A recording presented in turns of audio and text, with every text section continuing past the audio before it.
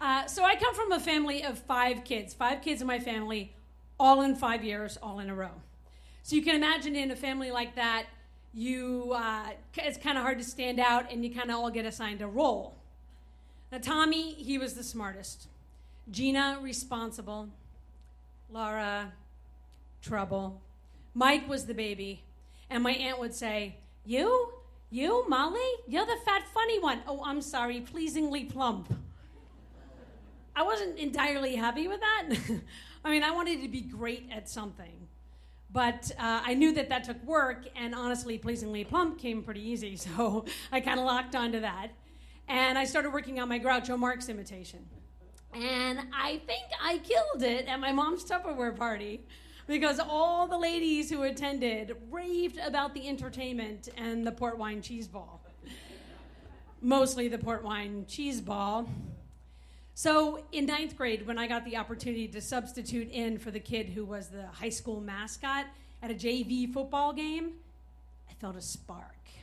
Now, the mascot was usually reserved for boys and upperclassmen, but this kid got mono, so I had my chance, and I took it. And I took it very seriously. And then just 3 games later, I was the high school mascot for the varsity team Friday night under the lights.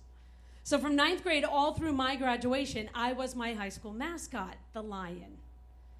Now the costume was great, okay? It was golden brown fur. It covered my whole body, including my hands and feet.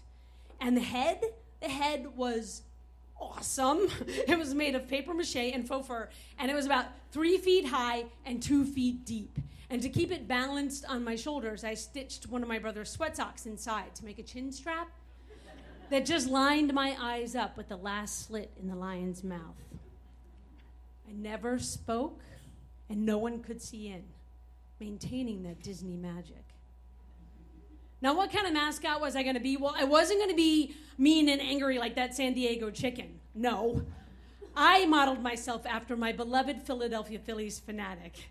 So my mascot, well, he entertained the crowds by sitting on people's laps and high-fiving 4-year-olds and just kind of generally following the cheerleaders around with clumsy dance moves.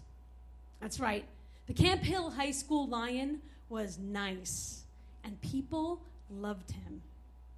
No, I mean, really, they did. I got fan mail from this parent from a neighboring town who said that she enjoyed watching the lion more than the football game. I couldn't believe it. I was finally, great at something for the first time in my life. And being inside that costume, I felt powerful. I could be anything, do anything. I didn't have to be that pudgy, suspect lesbian kid who had little chance of ever leaving her hometown. No, I was special. I was the lion, and people loved me. Now, being king of the forest comes with other royal responsibilities, not just sporting events. I was often asked to show up wherever the school needed to be represented, and this included band events. And I love the band events the most. Oh man, what an honor marching in front of the band with the flags flapping and the horns blaring. Well, my senior year, I was invited to march in front of the band at the annual Dillsburg Halloween Parade. And this was the #1 parade in central Pennsylvania. My parents, they took us there when we were kids, so I was super excited. Now, the parade was at night, and the streets were lit and lined with people, and there was this energy in the air.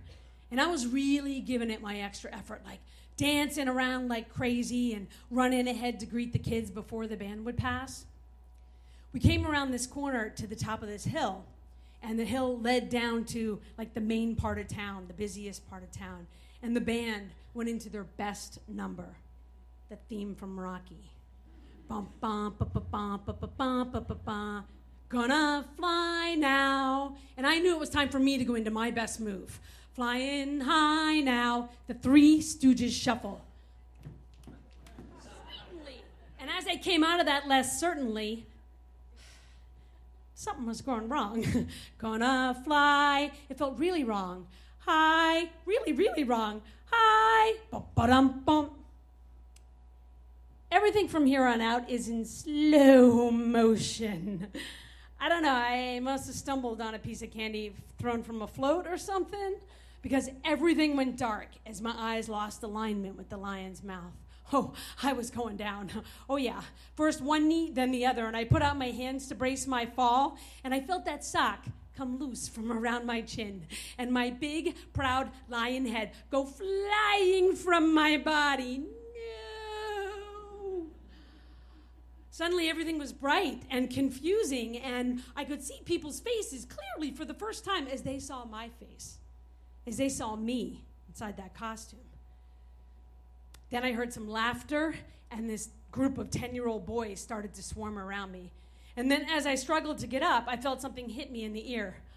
Oh yeah, candy corn was coming at me from all directions, bouncing off my big furry body, dangerously whizzing by my tiny human head. These kids were attacking, and I needed my lion head. So I looked around to see where it went, and it was rolling down the hill in front of me, and I went diving and chasing after it. And then finally, out of nowhere, this angel grabbed my head away from the kids and stood there on the curbside waiting for me. And when I got to her, I looked her in the face, and, well, you know how you don't cry until someone else recognizes your pain? Yeah, I started to cry.